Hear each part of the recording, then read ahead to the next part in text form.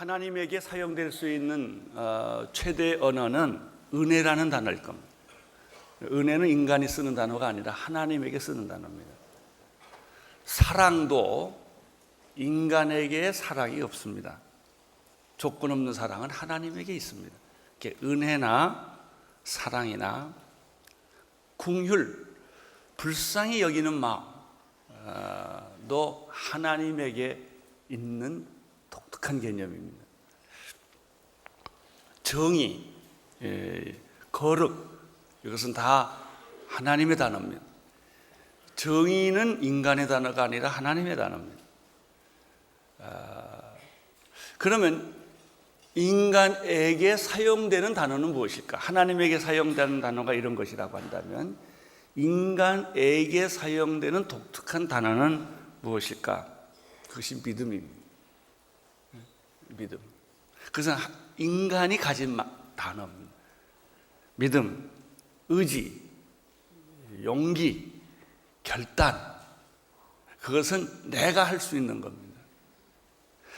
이 인간이 할 수 있는 언어 중에서 믿음이라든지 용기라든지 결단이라든지 의지라든지 이런 인간이 할 수 있는 단어들이 있는데 그 중에서도 가장 중요한 인간이 소유한 가장 자랑스럽고 또 축복받는 단어가 있다면 믿음이라는 단어입니다. 히브리서 11장 6절 자막을 통해서 같이 읽겠습니다. 시작. 믿음이 없이는 기쁘시게 못하나니 하나님께 나아가는 자 그가 계신 것과 또한 그가 자기를 찾는 자들에게 상 주신 이심을 믿어야 할지니라. 왜 믿음이 중요하냐? 믿음이 없으면 하나님을 기쁘시게 할 수가 없기 때문에. 하나님이 기뻐하시는 인간을 보고 하나님이 기뻐하는 유일한 원인은 그가 잘나서가 아니라 똑똑해서가 아니라 훌륭해서 하나님이 기뻐하지 않아요. 믿음이 있으면 기뻐합니다. 키가 크건 작건 부자건 가난하건 잘났건 못났건 이런 데는 별로 관심이 없어요. 하나님이 그 사람을 기뻐하는 가장 중요한 이유는 믿음 때문이다. 믿음이 없이는 하나님을 기쁘시게 할 수가 없다.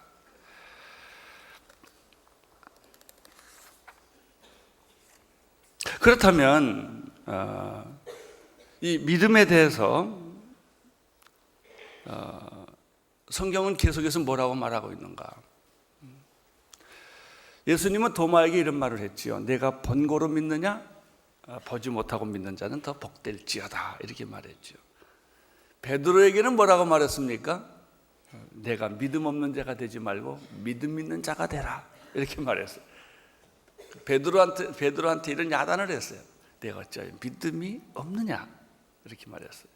할 수만 있거든요. 무슨 말이냐? 이런 말도 하셨죠. 히브리서 기자는 뭐라고 말했습니까? 믿음은 바라는 것들의 실상이요 보지 못하는 것의 증거다.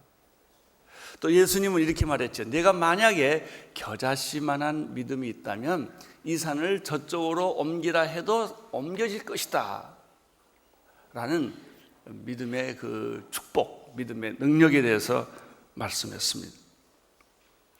빌립보서에서는 내게 능력 주시는 자 안에서 내가 모든 것을 할 수 있다 이렇게 말했습니다. 이런 말들을 다 종합해 보면 결론은 인간이 가질 수 있는 가장 축복된 말은 믿음이라는 단어다. 나는 여러분들에게 믿음이 있게 되기를 축원합니다. 믿음이 있으면 하나님이 기뻐하십니다. 교회 얼마나 오래 다녔느냐 보고 기뻐하지 않고 내가 믿음이 있으면 하나님이 기뻐하시고 내가 믿음이 없으면 하나님이 우리를 외면하시는 거예요. 이렇게 믿음이 중요한 것입니다. 그렇다면 믿음이란 어떻게 설명될 수 있느냐? 또 하나는 믿음을 내가 어떻게 가질 수 있느냐라는 질문으로 자연히 이동을 하게 됩니다. 거기에 대한 대답도 아주 간단 명료합니다. 믿음을 가장 잘 설명할 수 있고 또 믿음을 잘 가질 수 있는 유일한 방법은 믿음의 사람들을 보면 됩니다. 모델을 보는 것만큼, 벤치마킹 하는 것만큼 좋은 게 없어요. 예수님이, 하나님이 이미 인정한 믿음의 사람들, 그 사람들이 이렇게 살았다. 그거를 배우면 우리도 동일하게 하나님이 기뻐하시는 믿음의 사람이 될 수가 있다는 것이죠. 그래서 히브리서에서는 믿음의 정의가 나오고, 그 다음에 믿음의 영웅들에 대한 기록이 계속 성경 전체를 요약해서 씌워져 있는 것입니다. 오늘 저는 여러분들에게 이 믿음의 영웅들에 대한 이야기를 조금 요약해서 말씀을 나누고 싶습니다. 크게 두 가지가 있습니다. 아브라함 이전과 아브라함 이후입니다. 믿음의 조상은 아브라함이에요. 그러니까 아브라함이 기준이에요. 아브라함의 이전에 믿음의 영웅들이 있었어요. 아브라함 이후에 믿음의 영웅들이 있었어요. 크게 두 분류로 나누어집니다. 그럼 아브라함 이전에 믿음의 영웅들은 누구였는가? 세 사람이 있었습니다. 첫째는 하나님이 기뻐하시는 제사를 드렸던 아벨입니다. 두 번째는 죽음을 보지 않고 승천한 에녹입니다. 세 번째는 물의 대홍수 심판에서 살아남은 노아입니다. 아벨의 믿음, 에녹의 믿음, 노아의 믿음을 통해서 믿음의 영웅들의 모습이 나타난 것입니다. 그러면 우리는 이 세 사람의 믿음을 조금 더 깊이 찾아보겠습니다. 먼저 히브리서 11장 4절에 보면은 아벨의 믿음에 대한 얘기가 나옵니다. 아벨을 왜 하나님이 기뻐하셨을까? 아벨을 왜 하나님은 믿음의 사람이라고 말을 했을까? 11장 4절 말씀을 같이 읽도록 하겠습니다. 시작. 믿음으로 아벨은 가인보다 더 나은 제사를 하나님께 드림으로 의로운 자라 하시는 증거를 얻었으니 하나님이 그 예물에 대하여 증거하심이라. 그가 죽었으나 그 믿음으로써 오히려 말하느니라. 아벨을 통해서 배우는 것은 믿음이란 행위가 아니라 마음의 태도라는 걸 배우게 됩니다. 무엇을 얼마나 많이 했느냐, 얼마나 큰 업적을 이루었느냐에 믿음의 본질이 있는 것이 아니고 어떤 태도로 예배를 드렸느냐에, 제사를 드렸느냐에 믿음의 핵심이 있다는 거예요. 참된 믿음은 그 존재입니다. 참된 믿음은 태도입니다. 카인은 하나님이 화려한 예배를 드렸고 제사를 드렸지만은 그 예배를 받지 않았던 카인은 믿음은 어떤 거냐? 굉장히 가식적이고 눈에 보이는 것이고 인간이 좋아할 수 있는 형태의 모든 방법을 다 동원해서 하나님을 헷갈리게 한 거예요. 그냥 뭐 좋은 건 다 갖다 드린 거예요. 누가 봐도 가인의 예배는 화려하고 멋있고 외형적이고 그럴듯해 보이고 아주 멋있는 거예요. 그런데 하나님이 이 가인의 예배는 기뻐하지 않았다는 거예요. 그래서 우리가 예배 드릴 때 조심해야 됩니다. 예배는 프로그램보다 더 중요한 것은 마음의 태도예요. 과부의 헌금, 이게 중요한 겁니다. 나는 하나님 앞에 설 수 없는 죄인입니다. 나는 헌금하기가 부끄러운 사람입니다. 이런 태도로 예배드리는 사람하고 나는 일주일에 한 번씩 금식했습니다. 나는 헌금도 합니다. 나는 봉사도 합니다. 나는 새벽 기도도 합니다. 나는 금식 기도도 합니다. 이렇게 자랑하는 사람들의 예배하고 다르다는 거예요. 하나님 보는 관점이에요. 가인을 보는 관점과 아벨을 보는 관점이 우리가 생각하는 상식과 안 맞다는 겁니다. 그럼 아벨의 믿음의 특징은 마음의 태도예요. 마음의 태도. 진정한 믿음은 내적인 것이고 영적인 것이고 마음의 태도이다 하는 것이죠. 아벨은 가인보다 더 나은 제사를 드려서 의로운 자라고 인정을 받았다고 그랬습니다. 그 평가는 누가 할 건가? 하나님이 하세요. 외형적으로 할 수가 없어요. 형태적으로 할 수가 없어요. 우리가 판단하고 우리가 생각하는 것은 전부 외형적이에요. 그 사람이 몇 시간 헌신했느냐, 얼마 헌금했느냐, 얼만큼 뭘 했느냐, 다 이런 외형적인 것이지 내적인 것을 볼 눈이 우리에게는 없단 말이죠.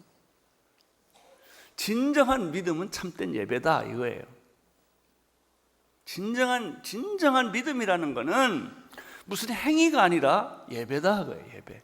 참된 예배다, 진실한 예배다, 영적인 예배다, 내적인 예배다, 마음의 태도다.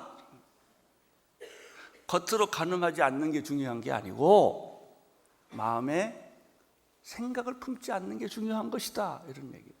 겉으로 살인하지 않는 게 중요한 게 아니라 마음으로 형제를 무시하지 않는 게 중요한 거다. 다 똑같은 말입니다. 아벨을 통해서 배우는 첫 번째 믿음의 교훈은 믿음은 어떤 행동이나 업적이 아니라 마음의 태도다. 예배드리는 자세다. 두 번째 에녹입니다. 에녹을 통해서 배우는 믿음의 본질은 무엇입니까? 히브리서 11장 5절의 말씀을 같이 읽겠습니다. 시작. 믿음으로 에녹은 죽음을 보지 않고 옮기웠으니 하나님이 저를 옮기심으로 다시 보이지 아니하니 저를 옮기기 전에 하나님이 기뻐하시는 증거를 받았느니라. 자, 에녹의 믿음은 뭐예요? 죽음을 보지 않고 천국으로 직통했다는 거예요. 어떻게 죽음을 보지 않고 에녹은 믿음으로 승천을 바로 했는가? 간단합니다. 에녹은 살아있는 동안에 하나님을 기쁘시게 했다는 거예요. 여러분, 그러면 기쁘시게 했다는 게 뭐 하나님 춤을 췄겠습니까? 하나님께 뭐 맛있는 걸 갖다 드렸겠습니까? 뭐 하나님 옷을 지어 드렸겠습니까? 도대체 에녹이 하나님을 기쁘시게 해드렸다라는 뜻은 무엇일까? 한마디로 말하면 삶이에요, 삶. 에녹의 삶 자체가 하나님 보실 때 너무 좋았다는 거예요. 너무 기뻤다는 거예요. 그래서 죽였다가 데려올 필요가 없었다는 거예요. 우리는 다 죽였다 데려와요. 우리는 그냥 안 데려갑니다. 꼭 죽여가지고 데려갑니다. 왜? 우리의 삶은 한번 죽을 필요가 있어요. 한번 이렇게 땅에 묻힐 필요가 있다고요. 그리고 부활해야 돼요. 그런데 에녹의 믿음은, 에녹의 믿음이라는 말은 에녹의 삶이라는 뜻이에요. 아벨의 믿음이라는 말은 아벨의 예배라는 뜻이고, 에녹의 믿음이라는 말은 에녹의 삶이라는 뜻이에요. 그의 삶은 죽음을 필요로 하지 않았다는 거예요. 왜냐하면 일거수일투족이 그의 생각이나 그의 마음이나 그의 태도나 왜 이런 거 있잖아요. 뭐를 해도 예쁘지요. 어떤 사람은 뭘 해도 미워. 하는 짓마다 미워. 그냥 하는 말마다 밉고. 근데 어떤 사람은 그냥 미운 짓을 해도 예쁘고 그냥 좋아요. 하나님이 에녹은 편애한 것 같아요. 그냥 뭐든지 예쁘다는 겁니다. 삶이. 나는 여러분의 삶이 그렇게 하나님이 예뻐하는 삶이 되기를 축원합니다. 당신이 뭘 해도 하나님은 다 예뻐하면 좋겠어요. 이렇게 말해도 좋고 저렇게 말해도 좋고 그냥 눈 한번 헐겨도 좋고. 에녹이 그랬다는 것이죠. 쉽게 말하면 에녹은 하나님의 마음의 한복판에 있었다, 이렇게 설명할 수 있는 거예요. 우리는 세상 한복판에 살지요. 하나님 한복판에 있지 않고. 자, 계속해서 5절하고 6절은 연결돼요. 6절을 보시겠습니다. 시작. 믿음이 없이는 기쁘시게 못하나니 하나님께 나아간 자는 반드시 그가 계신 것과 또한 그가 자기를 찾는 자들에게 상 주시는 이심을 믿어야 할지. 에녹의 믿음을 설명해 주는 말이에요. 에녹은 하나님을 기쁘게 한 사람이다. 그럼 어떻게 했느냐? 첫째, 하나님의 존재를 늘 인정했다는 거예요. 공기처럼. 그가 계신 것과 그랬잖아요. 그가 계신 것과. 두 번째, 자기를 찾는 자에게 상 주시는 이심을 믿었다는 거예요. 이것이 에녹의 믿음이에요. 에녹은 하나님이 늘 계시다는 사실을 인정했고, 그리고 자기를 찾는 자에게 하나님은 반드시 상을 베풀어 주시는 분이시라는 사실을 의심하지 않았다라고 하는 것입니다. 에녹에 있어서 삶과 죽음은 구분되지 않습니다. 삶의 연장이 천국이었습니다. 나는 여러분의 삶도 천국이 되기를 축원합니다. 초막이나 궁궐이나 내 주 예수 모신 것이 그 어디나 하늘나라. 세 번째, 노아의 믿음에 대해서 생각해 보겠습니다. 유일하게 물의 대홍수 심판에서 살아남은 사람이 노아와 그 가족입니다. 7절을 보시겠습니다. 시작. 경고하심을 받아 경외함으로 방주를 예비하여 그 집을 구원하였으니 이로 말미암아 세상을 정죄하고 믿음을 쫓는 의의 의사가 되었느니라. 노아의 믿음의 특징이 5가지가 있어요. 첫째, 보지 않고도 하나님의 경고를 받아들였다. 참 귀한 믿음이에요. 아직 이루어지지 않았는데도 그 경고를 받아들인 거예요. 나는 여러분들도 미래에 오지 않는 경고를 받아들이는 성도들 되시기를 축원합니다. 두 번째, 노아는 하나님을 경외하는 사람이었다.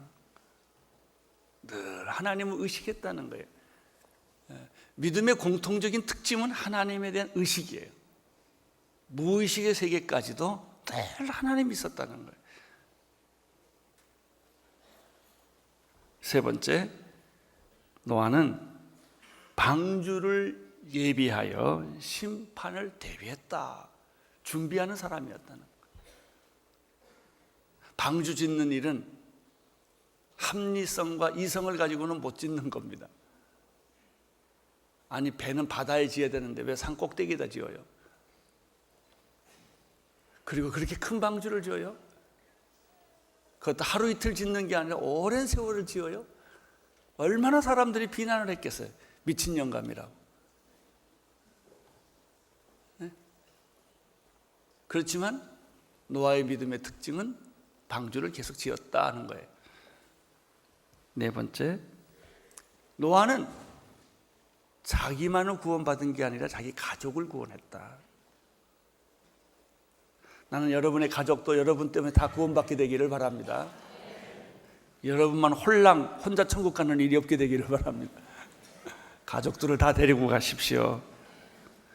그리고 노아의 믿음의 특징은 세상을 정죄하고 믿음의 의의 의사가 되었다. 세 명의 믿음의 영웅들을 통하여 배우는 것은 이런 것입니다. 참된 예배를 드림으로 만들어진 믿음, 이게 아벨의 믿음, 참된 예배. 경건한 삶으로 드려진 믿음, 이거는 에녹의 믿음이에요. 순종을 통하여 드려진 믿음, 이것은 노아의 믿음이었다. 이제 두 번째, 믿음의 영웅들 아브라함 이후는 어떻게 살았는가를 찾아보겠습니다.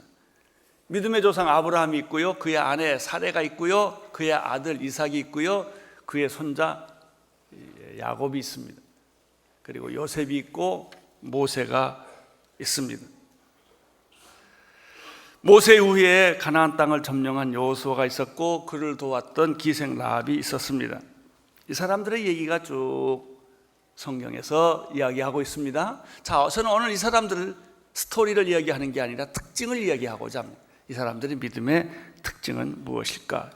히브리서 11장 13절에서 16절의 말씀을 같이 읽도록 하겠습니다. 13절 시작. 이 사람들은 다 믿음을 따라 죽었으며 약속을 보지 못하였을 때 그것들을 멀리서 보고 환영하며 또 땅에서는 외국인이라 나그네라 증거하였으니 이같이 말하는 자들은 본향 찾는 것을 나타납니다. 저희가 나온 바 봉양을 생각했다면 돌아갈 기회가 있었으려니와 저희가 이제는 더 나은 본향을 사모하니 곧 하늘에 있는 것이라. 그러므로 하나님이 저희 하나님이라 일컬음을 받으시고 부끄러워 아니하시고 저희를 위하여 한 성을 예비하셨느니라. 자, 아브라함 이후에 믿음의 조상들의 믿음의 특징을 이렇게 요약을 한 거예요. 첫째, 믿음을 따라 살았고 믿음을 따라 죽었다 하는 거예요. 여러분, 삶의 원칙이 믿음이어야 합니다. 믿음을 따라 살았고 믿음을 따라 죽었다. 두 번째 특징, 약속을 그들은 받았지만 약속은 성취하지 못했다는 거예요. 아주 재밌는 말입니다. 멀리서 약속을 보고 환영했다고 그랬어요. 이게 모든 믿음의 사람의 특징이에요. 약속을 손에 쥐지는 않았지만 멀리서 구약의 사람들은 약속을 봤다는 것이죠. 그분이 예수 그리스도예요. 우리는 신약 사람들의 특징은 약속을 내 손에, 내 마음에 소유한 분들이세요. 세 번째, 구약의 믿음의 조상들의 특징은 외국인처럼 나그네처럼 살았다고 그랬어요. 외국인처럼 나그네처럼 인생을 살았다. 네 번째, 외국인과 나그네처럼 살면서 그들이 꿈꾸는 것은 더 나은 본향이었다. 그들의 특징은 과거로 돌아가지 않는다는 거예요. 그들이 나온 본향을 생각했더라면 돌아갈 것이지만은 더 나은 본향이 있었기 때문에 결코 과거로 회귀하지 않았다. 그들에게는 손에 잡히지는 않았지만은 멀리서 그 약속을 보고 약속을 희망하고 더 나은 세계, 더 나은 하나님의 본향을 보면서 죽었다는 거예요. 이게 아브라함 이후의 믿음의 영웅들의 특징입니다. 그들은 하나님이 예비하신 한 성을 보았다. 나는 여러분들이 어느 날 죽을 때 환상 속에서 하나님의 보좌를 볼 수 있게 되기를 바랍니다. 그걸 보면서 내가 지금 병들어 죽고 가난해 죽고 여러 가지 인생의 고통의 짐을 지고 죽지만 그러나 그 마음속에는 또 하나는 무너져가는 내가 있고요, 또 하나는 아주 새로운 세계, 신세계, 뉴 월드, 신세계, 희망의 세계, 이것이 내 안에서 솟구치는 것을 보는 거예요. 이 두 가지의 교차, 한 세계는 죽고 한 세계는 살아나. 그것이 믿음의 세계다, 이렇게 되어 있습니다.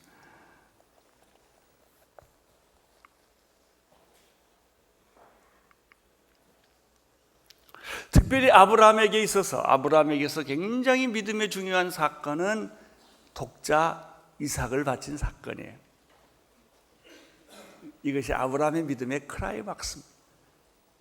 여러분의 믿음의 클라이막스는 여러분의 가장 소중한 것을 내놓을 때입니다.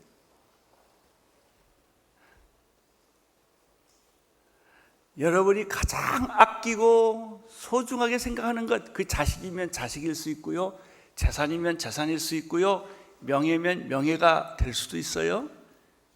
그것을 내놓을 때입니다. 그게 믿음의 클라이막스입니다. 지금은 대개 다 시시한 것만 내놓죠.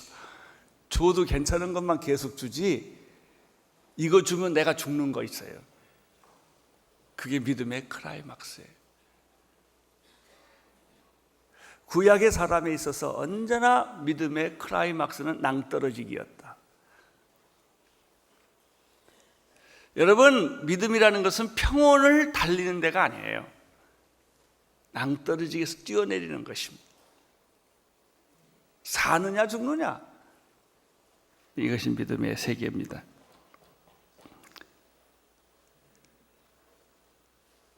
히브리서 11장 17절 아브라함의 믿음의 요체가 나옵니다. 시작. 아브라함은 시험 받을 때 믿음으로 이삭을 드렸으니 이는 약속을 받은 자로 돼 그 독생자를 드렸느니라. 최고의 믿음은 여러분이 최고라고 생각하는 걸 포기할 때,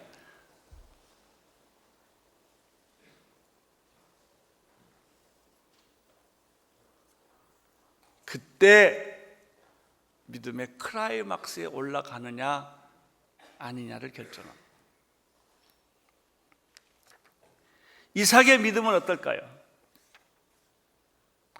아브라함의 약속을 믿고 계승한 것이 이삭의 믿음입니다. 야곱의 믿음은 어떨까요? 이삭의 약속과 축복을 믿고 계승한 것은 야곱의 믿음이에요. 요셉은 믿음은 무엇일까요? 아브라함과 이삭과 야곱의 약속과 축복을 믿고 계승한 것이 요셉의 믿음이에요.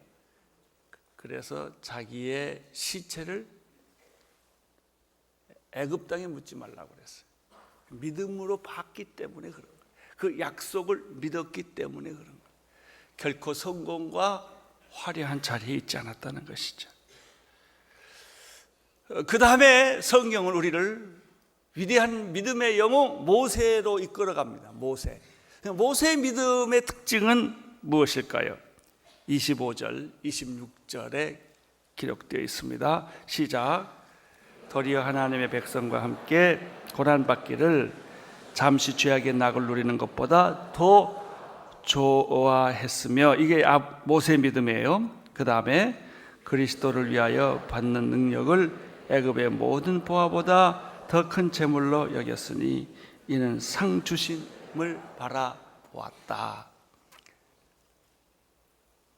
애굽의 보화를 초계와 같이 할 수 있었던 것은 모세가 그 당시에 예수 그리스도의 그 무엇을 보았기 때문이라는 거예요. 여러분, 우리가 천국을 본 사람들은 이 세상에 가지고 있는 명예나 전통이나 재물이나 이런 것들을 쉽게 놓을 수 있어요. 이런 의미에서요, 예수 믿는 사람들은 개혁 혁명가입니다. 기득권을 다 포기할 용기가 있기 때문에, 전통을 부실 수 있기 때문에. 진짜 보수는요, 기득권을 포기하고 전통을 부셔야 되는 거예요. 그래야 항상 새로운 세계가 도래를 하는 것입니다. 성경은 말합니다. 이 사람들 뿐인가? 아니다. 기드온, 바락, 삼손, 입다, 다윗, 사무엘, 그리고 선지자들의 일에 대한 얘기를, 그 특징을 말하자고 하면 내게 시간이 없구나, 이렇게 말했어요. 11장 32절 읽겠습니다. 시작. 내가 무슨 말을 더 하리? 기드온, 바락, 삼손, 입다, 다윗, 사무엘 및 선지자들의 일을 말하려면 내게 시간이 부족하리. 그러면 이 사람뿐일까요? 아니죠. 신약으로 들어오면 믿음의 영웅들이 또 나타납니다. 성령 받고 믿음으로 산 사람들, 복음을 위해서 감옥에 들어가고 복음을 위해서 굶고 태형에 맞고 수모를 겪고 직업을 잃어버리고 가족이 흩어지고 그러면서도 복음을 위해 살았던 믿음의 영웅들이 있었어요. 이 사람들 뿐일까요? 아니에요. 초대교회에 보면은 순교한 성도들이 있었어요. 초대교회 뿐일까요? 아니에요. 기독교 2000년의 역사를 보면은 어마어마한 믿음의 영웅들이 교회를 지켰어요.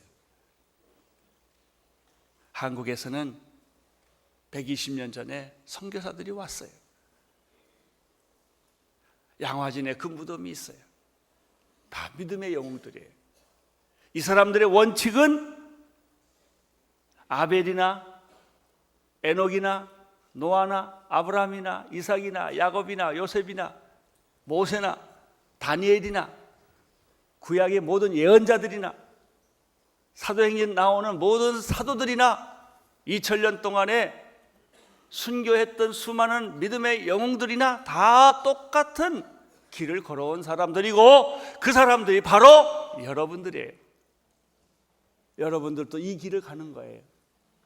이 원칙과 이 특성을 따라가는 것이 교회요, 그것이 크리스천이요, 그것이 믿음입니다.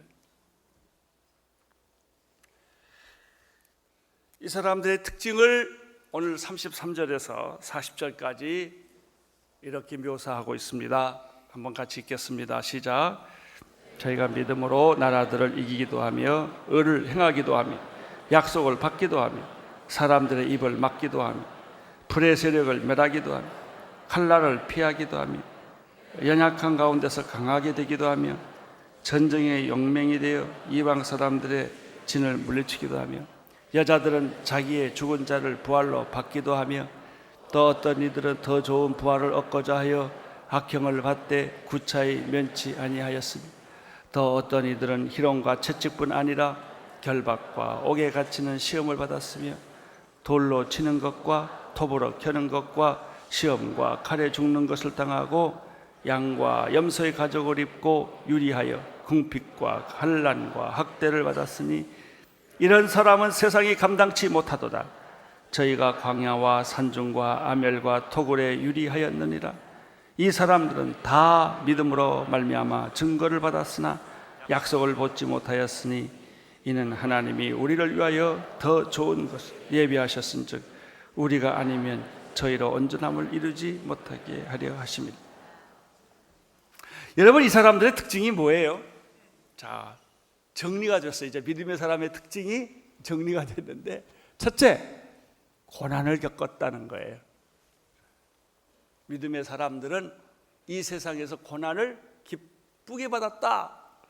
고난을 피하지 않았다. 고난받는 것이 저주가 아니라 축복이었다라고 하는 거예요.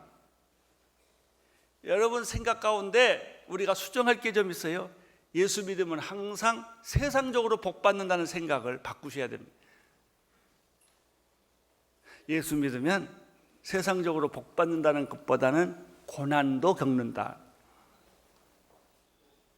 두 번째, 이 사람의 특징이 뭔가? 38절에 보니까 그럼에도 불구하고 믿음의 사람은 세상이 감당할 수 없다. 할렐루야. 네.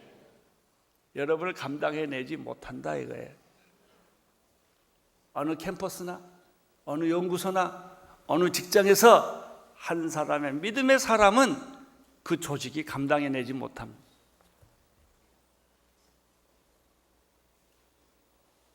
믿음의 사람들의 특징은 그들은 증거가 많다 그랬어요. 증거 없이 믿음이 없어요. 여기 오늘 본의 39절에 보니까 믿음의 사람들은 약속을 보지 못하고 죽었다고 그랬어요. 그래서 믿음으로 죽는 거예요.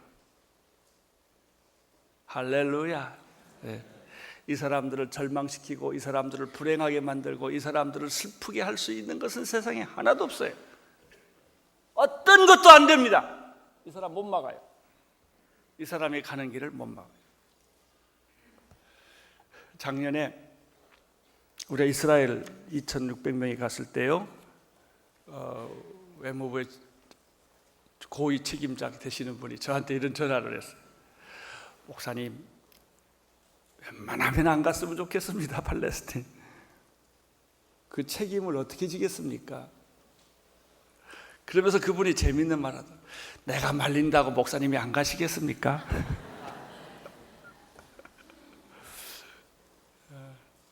제가 목사님의 믿음으로 하는 것을 막을 마음은 없습니다. 그러나 하도 위험한 지역이라 저는 이런 충고를 안 드릴 수가 없습니다. 그렇게 얘기를 하시더라고요. 항상 뭐든지 위험을 안고 사는 거예요. 폭탄을 안고 사는 거예요. 지뢰밭을 걸어가는 거예요. 하나님의 나라는 그리고 새 세계, 새 하늘, 새 꿈, 새 성, 더 나은 본향을 바라보는 겁니다. 믿음의 사람들의 특징입니다. 여러분은 어떻습니까? 여러분과 나도 믿음의 영웅들 측에 낄 수 있었으면 좋겠어요. 그 길을 걸어갔으면 좋겠습니다. 기도하겠습니다.